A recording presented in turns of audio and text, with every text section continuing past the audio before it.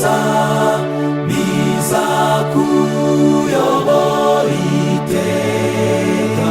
Yubivuga uririmba kandi unasenga, sinabura kuvuga iby'umusaraba we.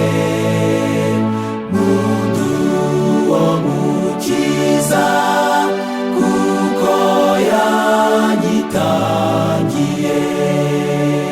Vuga Yesu gusa bizakuyobora iteka.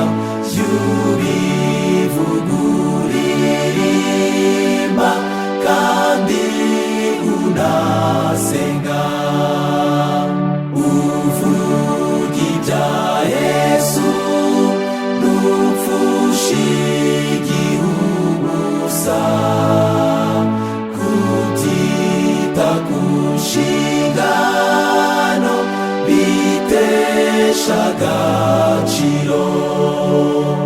Vuga Yesu gusa bizakuyobora